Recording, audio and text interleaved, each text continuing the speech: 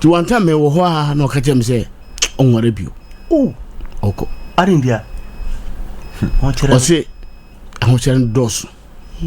because obi am na borders me wo inside no ono so na jina gate ojijiska to huska ni we enjoy nti ne no tinka otumi to bewe na dia fe dia ba so na we are the open no o de be sisi am ai timi dan nam fufo nchen ya na madam fu ba ko mujo ya na so da bi o san bo am na san ko bio okay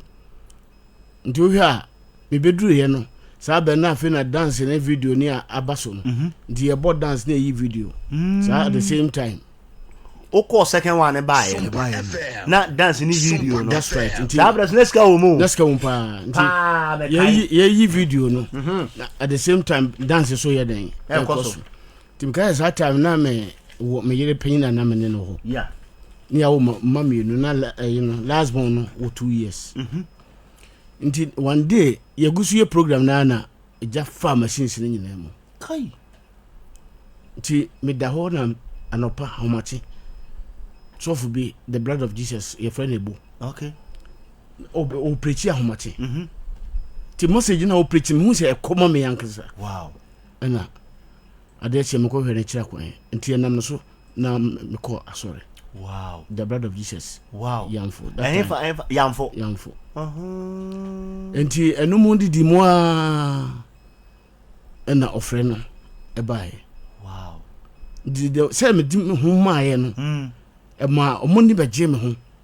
nti be bia odwumade bia na WhatsApp no bia no omo no no mo ya we say una yi video sa abo dance no omunim pa na se fans awo okro mo na nya asem keto abrantia omunim pa wow na of a sudden ya mu ya na say the yi video nsi da bi on the kwa asore so family take keys are na say nti e ho na me bayi nti e ba sa no in fact na dia ho kira san e den aba so aba goso obi a o huska na fe prekopene ma yesa no nti omo so mkuru asafo se na me bom homodin ade nti no omo yese omo so ma hwe that was 89 no omo de ba me first station ya hima kotukuru di sabre no na kotukuru me dan 6 pen na wo ho wow kotukuru mo ya sunya kwa yesu dan 6 na wo krono finfini ho a na nkrafo bi so wo krono kwa na jase ti na me sanhwe ya hima so kan ho nti sa tu no ho na mudum beto ye so mo so me yake mo so mo dia mo bre yo we wo watiko yo matiko ara yo watiko sabe yo dio be so ba bia no asa nya na anya so me pe ka me pe be ye me ya na me ka be si no tum de ba ho no na me ba na nyina e ba ye yeah timba panyin de na me na de na kokuma se na ka small boy no 2 years okay ti one time me wo ho a na ka jem se onware bio oko arindia o se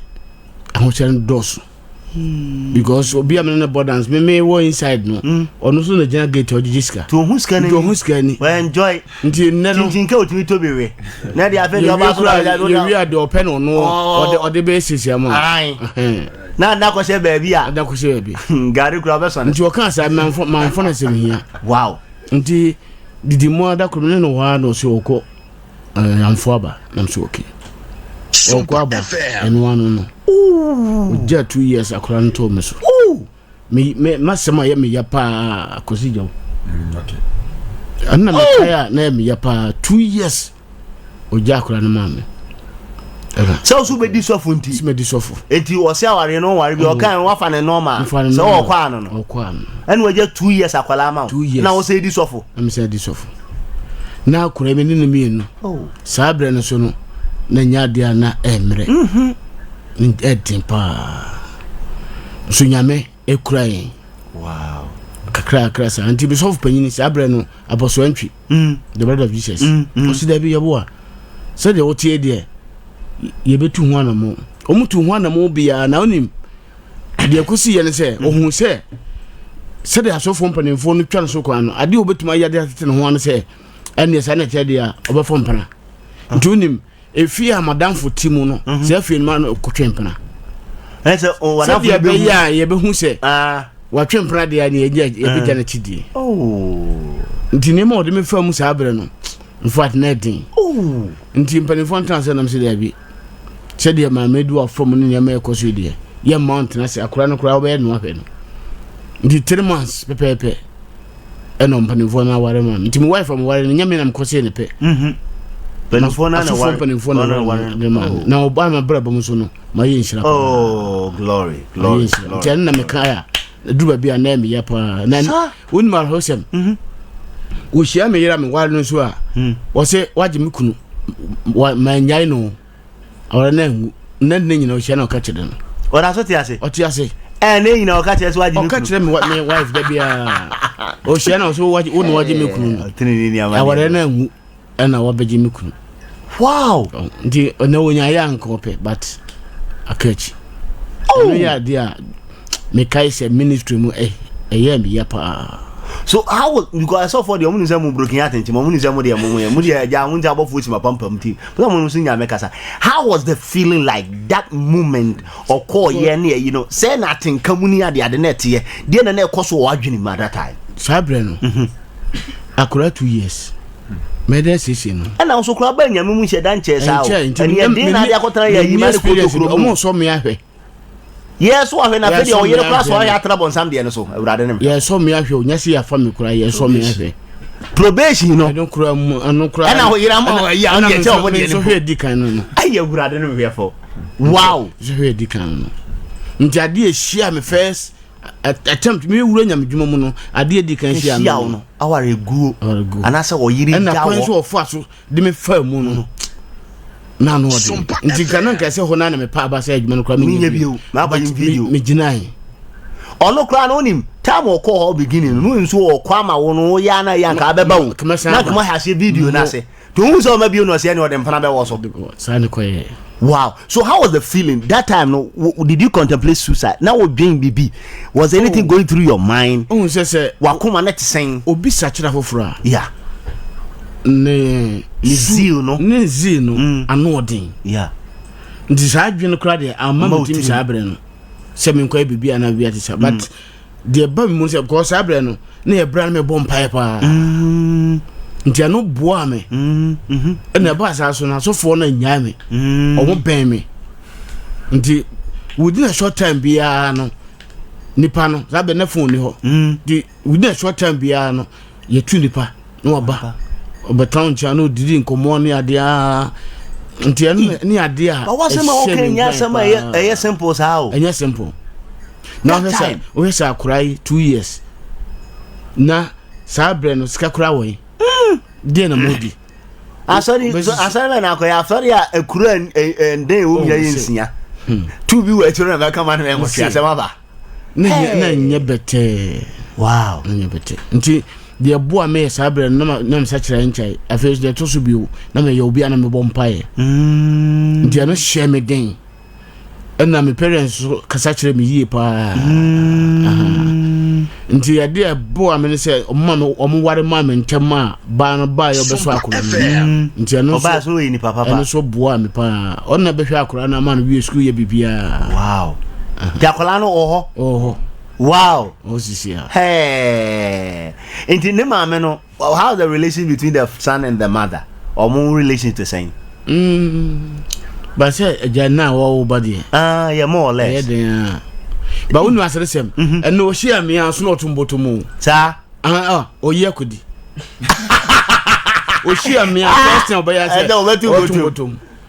oh ba ni nyina achi so me ni hia me fine wow oh yes definitely me fine wow wow so udru kotokrom ya himani ade how did you see the hand of God? Sorry no echo we then let's see some of your experience, some of your testimonies are the woman say yes sir me ko ho no na me ko station da na me ko ya wo san ko eden ko but on say nyame nyame did waka so be ye no we den ya no be like that nti sabre no in fact na nyame di me yusu me pa nti ma me benya crowd no kakra sa we dey grow church no yeah menya crowd no pa ade anyame de acha me se me ankasa no ba bia di me ko bia no ense san e ba nsa kira e ba wodi me ko si ha se me nhye nyame adwuma se a within 3 months no me shase ama hu say ayabaso okay de nyame de achem no wow yeah and you so yere no call into this ade na ma no say free mu ya so de ade because I say can say je unkuran wow yeah wow ade be na si wo abrabo ma what debi at the moment now like who experience be that. Well, what are some of your joyous moments that okay and the sronku wo ani je nyina even though every day be when or something like that. The amount manage pa bra the soft penny then me free the bride no mo no yeah Bishia mba Christian mission okay Bishop Diakon yeah Bishop Diakon o friend me say me ba said the wuti enti no me be say me yo faith coordinator the whole nation oh be so faith coordinator the whole nation and also say no so the whole Ghana nyina me na me hwa so no so sa do friend me o this say ntu me ni no manage Didn't ma woni ji no ne wo asofo be 35 ne branches bebre na asofo wo ho bebre na me no frame say o pese wo this adwuma no hye mensa no en ma manage wow anu ade a manage pa o mabrabom because once you say man na nwene say bibi sa ade ba so de wo na mu de o ye de obetumi so that was when brebe na sa ne ba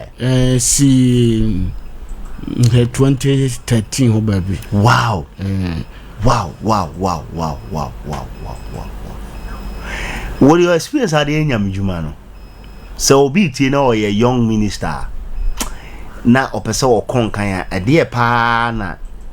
and in the spell of a moment e beba wadwum say we can say nipa ne say the observer Leban ka bi was say oba ha no by experience me hu say o papa mu nyankopon we hire fi we by experience and there na be ka hu say we say nipa ne ya everything na konani probably you didn't know about it and then we are now in age my too late but we between their man between their succeed in ministry number 1 ahobrase the edikan here so be bra ho ase ahobrase wow the be ametaka kire nkrofo se enwosra entebopo no so e osom enwosra entebopo so e osom okay ndizo pese okuwo ni munyamdwuma mu a eso usua so bebre ho ase no asan asom but na nipa na mo ba no mo mpe osom mo pe ngusra but one sum so a unsan ma yes obi ka kire me say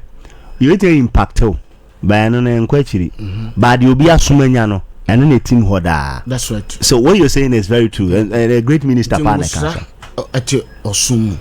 and was that to osum bentebe person me pon so because tra mountains am ya na go osum a no nsanga kan osra wow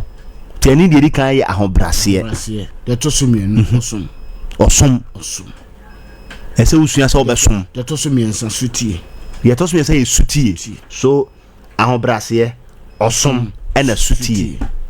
so fasa na miensa wo ya bebia episode bi anyamdo beduro obi o so mesumu baba say aso mu de bi nkrutu djuma bi sei se onti ase nti ese wunya ahobrase akoma wo de besom mo ene wunya mu akoma ni mu nti ase asom de obi anim se asom de nya asomodin asom nya de emre so osum obi nya de emre the first of all so ni panu se osum nya emre na wunya mu nti ase enimu so wo ya obetumi aye kunhu na sum na osum bia so wakatuapa sele mo hwe moto no SOMPA e makatuapa ndi sum bia no obesum a eni akatua te sum na den enyemre enya so kunhu enso so kunhu na wo yenko aso de emfa so free so ba e guaranteed that's right okay but na young guys na ba no mposum mposum ono te kura wo ka wa ba horo ade no heden wow udu we pengosra be no nsaka kan me kai passe me so panyin na me nete na me ntine fie ba me metim fie that time ma ware me wo yere o enso na me ja me ko wo me so panyin yere fufu emma no sir niema poreshe ne mpaboa to no niema nyina ansa na me ma ba fie wow ene nkura hu ane beye obi anye ano aye sepe kura chen dabi ono kura nim chen onye enso kane no na yesum ko wo yesofo aduane konsuo to nneɛma si nneɛma ɔyere no ma wo ho ne yɛ wonum bia de sɛ ne yɛ wo bia duru ba bia yɛ duru ya nye fitu ya ne duru ho ɔsom wow ɔsom so kan wow Radio Tia SOMPA 106.1 FM and many Apostle Eric Yabua ono ene Christian mission asafo o techima no oye sofo panya o ha ene de kan other duties nyina na ene ode tu kwan e na brabom ene nyame asem mu nyame adwuma mu ni nyina side by side a wo hwede e betua aboa waka bia kire wo se so obeso kon kan ya kai se ya hombrase kai se e osom na e kai se ye o se suti wan ya hombrase osom ena suti niema miensa o se wukuta sa de ya babia be ko biara ma ba ifo ni nyina ma e camp ofie obesa obekọ onim